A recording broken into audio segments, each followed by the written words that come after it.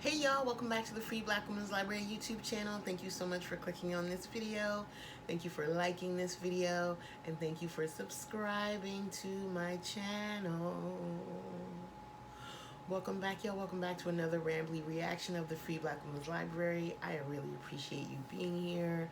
Today we're talking about episode 7 of season 1 of the new show that is currently streaming on Starz Network. It is called Run the World. The name of this episode is What You Wish For, as in be careful what you wish for, because you just might get it. Ooh, ooh. So let me tell y'all something. I really love this episode. This might be my favorite episode of the season so far because there was so much plot in this episode. Now, I'm a big fan of the character development style episodes as well, but I feel like we've had enough of those. I feel like we really understand these characters as far as like what makes them tick, how they communicate, their personality styles, their aspirations. So now it's time to have some things happen to them, have some movement happening in their lives, and we got a lot of that this episode, and I enjoyed it so much. So thumbs up to the writers, it was great. Thumbs up to the production designer, Diane Liederman. The sets were beautiful. I especially love Baptiste's office, my dream office, lavishly decorated. Beautiful big space. It was so good. It was so good. But let's get into it. A little scene by scene recap. So, first scene, we see Amari and Sandy there at the ballet. And Sandy's telling Amari, you know, you could easily be on that stage one day. And Amari's like, you think so, huh? And Sandy's like, yes, I think so. And I thought that was so cute. I think it's really important for us to encourage our black boy children, our black girl children, our black non-binary children to dream big, to see different models of possibility as far as like what they can become in their lives. So I thought that was really, really special. I especially love that Amari noticed that the black ballet dancer had on the same type of brown toe shoes that Sandy got for her, and asked her if she still had them, and Sandy said yes, and Matthew's like, you were right. Of course she was right. Sandy's always right, okay? Let's remember that. But either way, Matthew does show up at one point and sits with them. And one of the things I think is really interesting about their dynamic is that Matthew always feels like a third wheel. And the reason why that's interesting is because Matthew is Amari's birth father. So he's pretty much known her whole life. Sandy's only known her for a few years, but yet their relationship and their dynamics feel so much more solid and so much more intricate than the one that she has with her dad. So I think that's interesting, and I don't know if that speaks to Sandy and how she deals with kids, or if it's just that they just really like each other, they just get along. But either way, it's kind of nice to see. So when Matthew sits down, he starts to bring up the whole advisor thing, and Sandy apparently met with somebody who has hair like Malcolm Gladwell and Cornel West. A little bit of shade. I caught that shade. And doesn't seem like Matthew's feeling that person. He suggests that Sandy meet with Baptiste. Now, we knew Baptiste was going to come back, right? We knew that. But Sandy's like, yeah, our relationship didn't get off on the right note because the way she was acting at the party, if you'll recall, and she insinuating that you had a relationship with another student before me. And Matthew says, I didn't have a relationship with another student. Things got flirty between us, but it never went anywhere. Okay. Now, something in me does not believe, I don't know why, I just don't believe him. Maybe I'm confusing him with this actor with fuckboy type character that he's played in another series, but there's something in me that just doesn't think he's telling the whole truth about that, right? He describes Baptiste as petty, brilliant, overprotective, and one of his best friends. Okay, interesting. These are interesting ways to describe a person. And, you know, he tells Sandy she would be a good option for you as far as the work you're doing. And she says, okay, she cops to it. She says, it's not like I have a lot of options. And I'm like, okay, why don't you have a lot of options? Is it because you're at Columbia? Or is it because, you know, the work you're doing is just so specific to blackness and black people? Like, what's up with that? But either way, that's my own weird curiosity.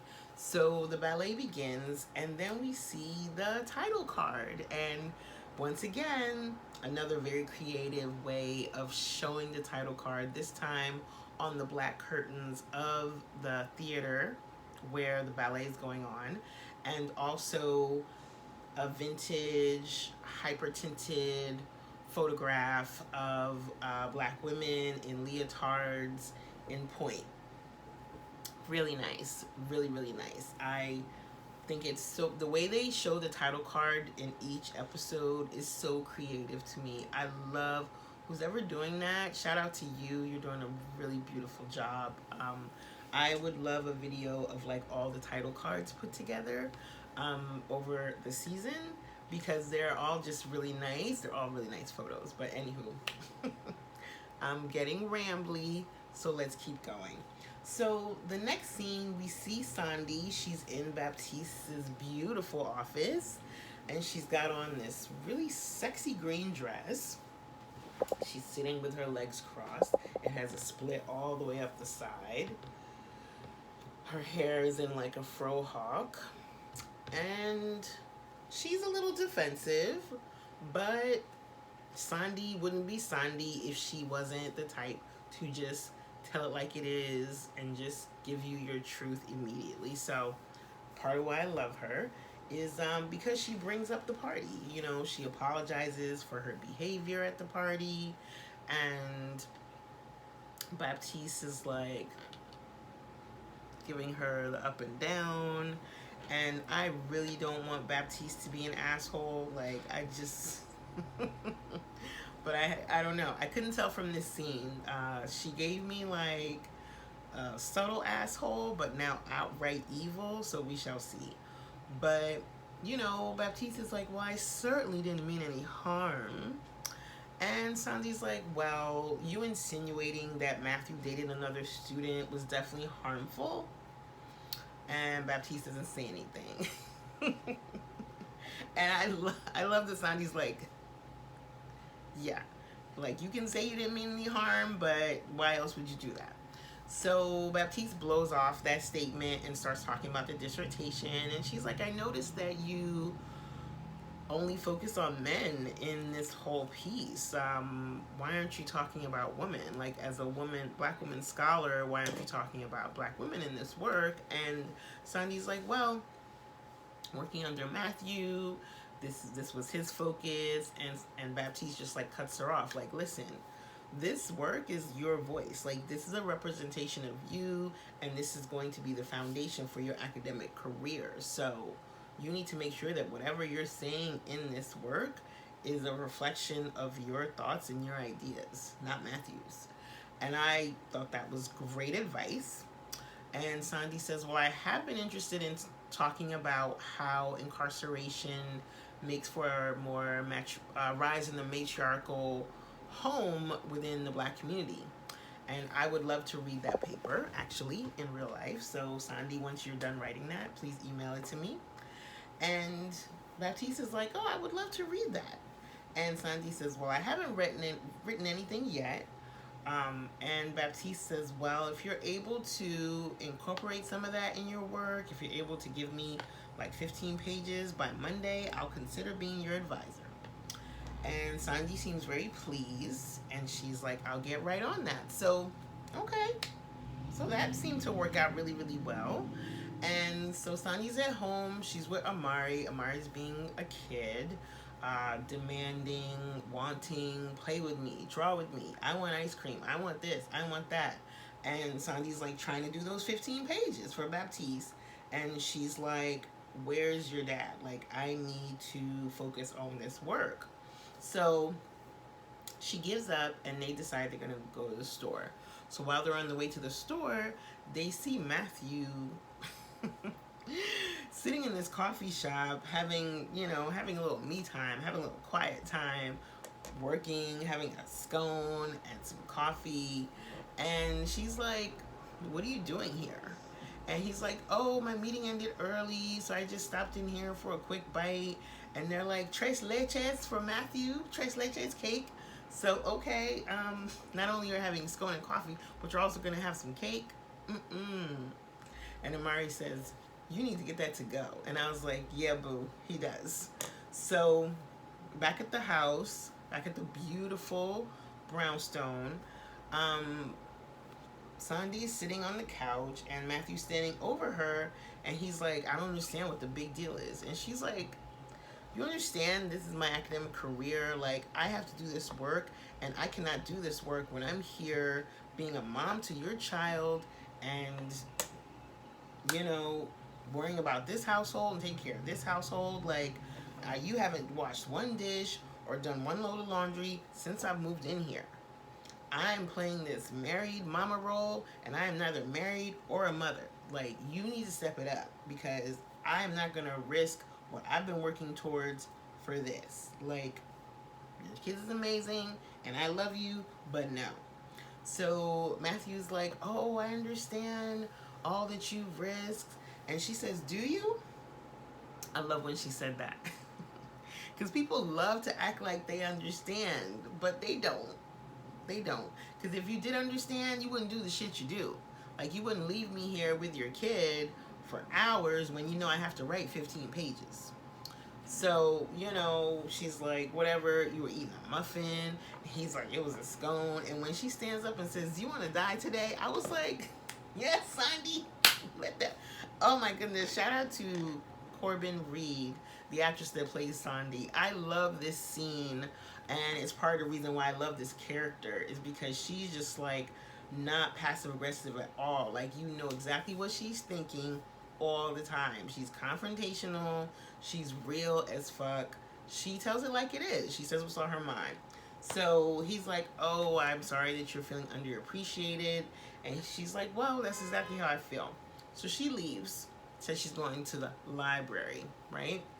And then we see Ella's on the phone with Renee. It turns out that she's on her way to a private listening party. This gorgeous woman named Iman, who's like a rep, an agent of some kind, entertainment industry friend, has invited her to this small listening party featuring Phony Peoples. Love this band. So much love for Phony Peoples. And so it's just a few people there, and Ella's like gassed because she's like, "Oh, I got an invite to this fly little thing." And there is this man named Emmett Wolf. He's an actor, and I guess he's like supposed to be the next Michael B. Iman says that she's going to turn him into the next Michael B. He is married, and he's about to have a baby, right?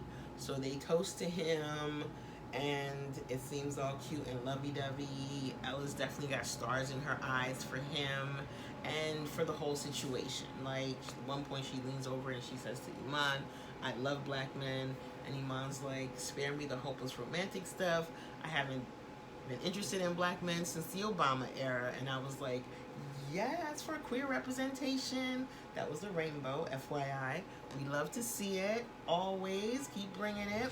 So Ella goes to the bathroom and she ends up catching Emmett having sex with this woman in the bathroom, and she decides to publish it, right? After having this like conversation with Barb over FaceTime, Barb is like, "Oh, this is gonna bring so much traffic to the site.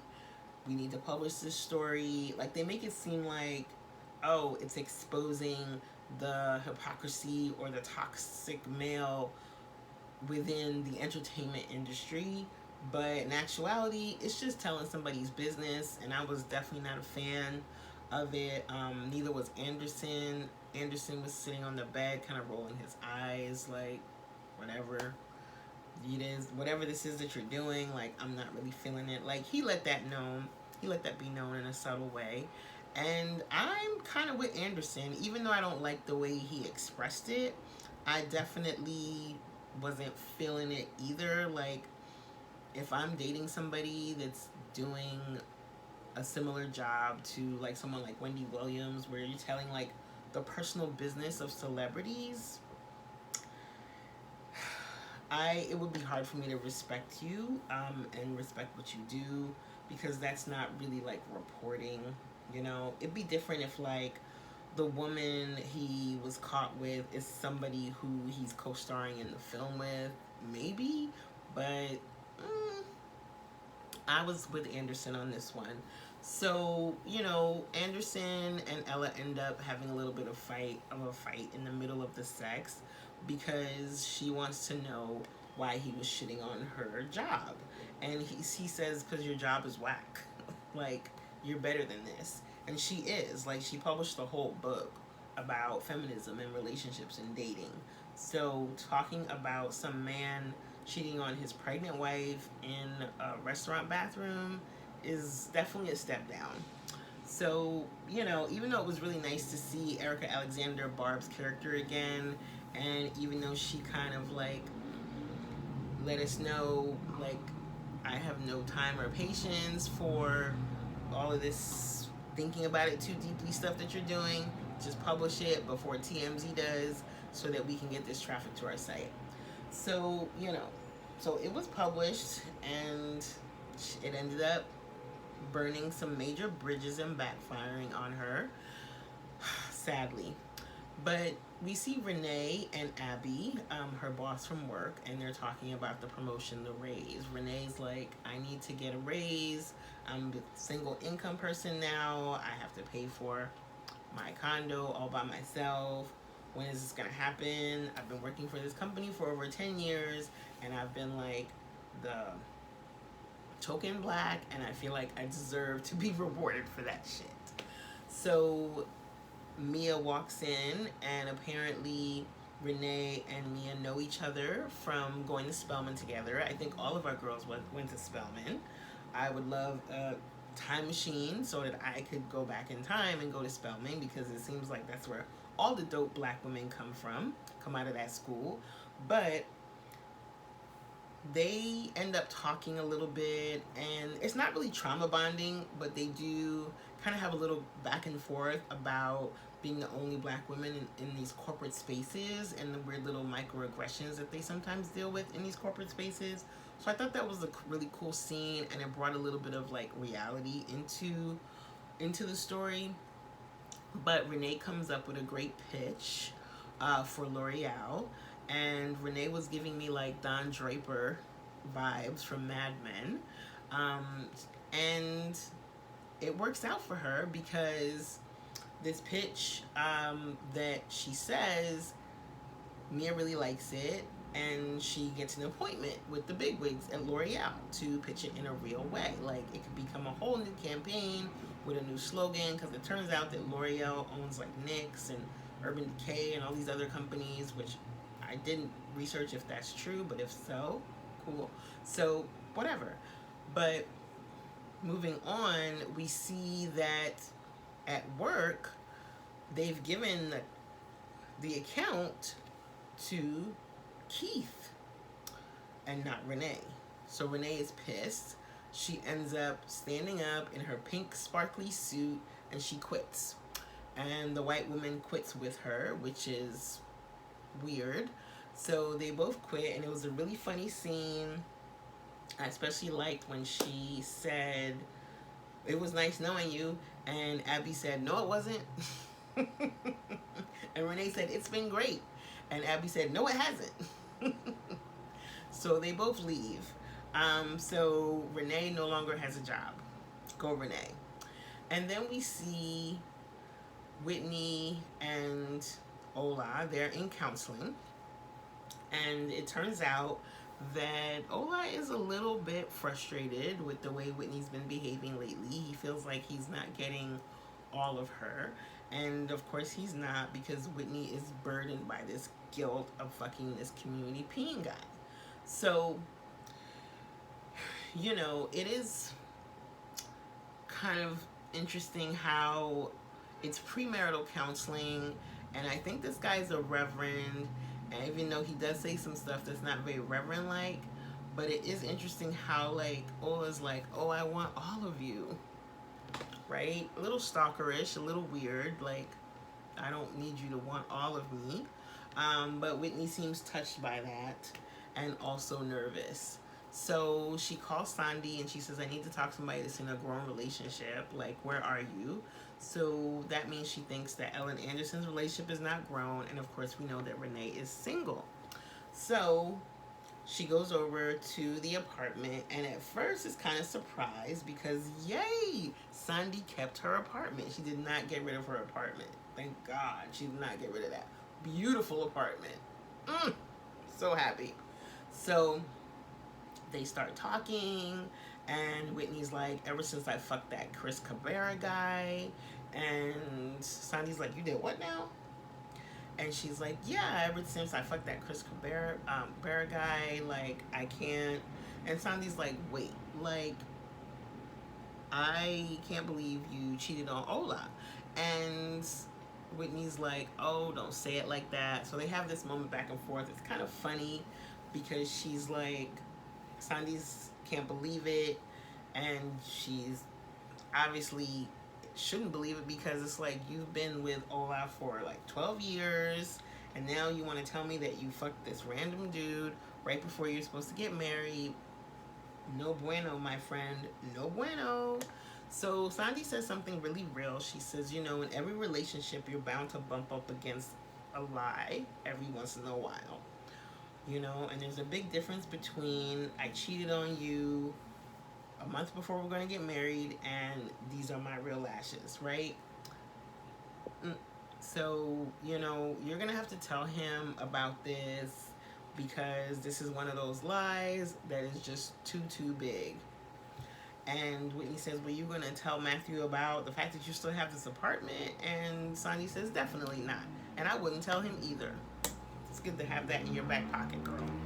So Sandy leaves to go back to Matthew and Amari, and Whitney's like cleaning up. She's being like her Miss Perfect anxious self, straightening up the place. And then doorbell rings. She opens the door and it's Ola. And he's like, hey, what's going on? And she just looks at him. So we fade to black. Now, I have a sneaking suspicion that Whitney is going to tell Ola about the cheating and he's going to forgive her. That's how I feel. That's kind of what I'm hoping because that would be a little bit different. And just the way he's like so hopelessly in love with her, I feel like there's potential of him forgiving her for this. At least I hope that's at least I kind of hope that's what happens because that would be an interesting twist as opposed to like the wedding being off.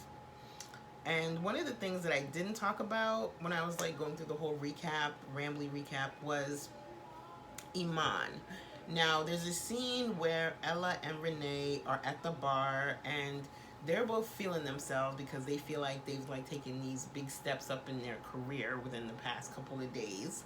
Renee's excited because she landed that L'Oreal meeting.